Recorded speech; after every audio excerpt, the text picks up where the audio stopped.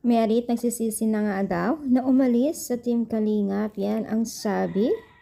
So, gaano nga ba katotoo ito? So, bago natin ipagpatuloy ating pag-support today's video, kung bago ka pa lang sa aking channel, please subscribe po, like, and pakit na rin po natin guys ang notification bell upang ma-update po tayo tuwing ako po nag-upload sa mga viral and trending videos.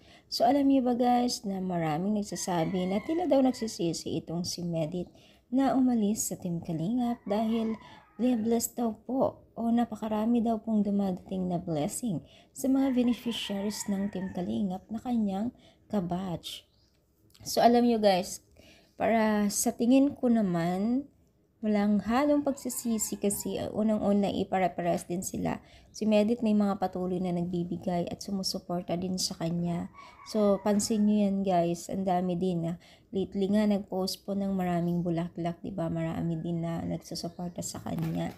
Yun nga lang, hindi naman masyadong showy itong si Medit kung sino yung mga sponsor niya, diba?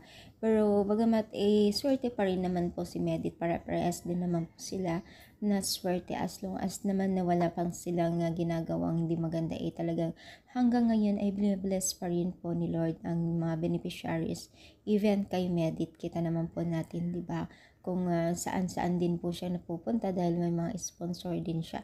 Yun nga lang, may mga issue talaga na hindi kaaya-aya din, no? Gaya na lamang po sa mga sponsor na minsan sasabi kung anong nakikita nila nung pumunta sila siguro sa ibang bansa ni James, diba? Pero syempre, privacy yun dapat na hindi na ilabas, diba? Pero syempre, hindi naman pare-pares kasi ng tao. So, ano masasabi ninyo? I-comment na, palike po ang ating video. Thank you. More power and God bless all.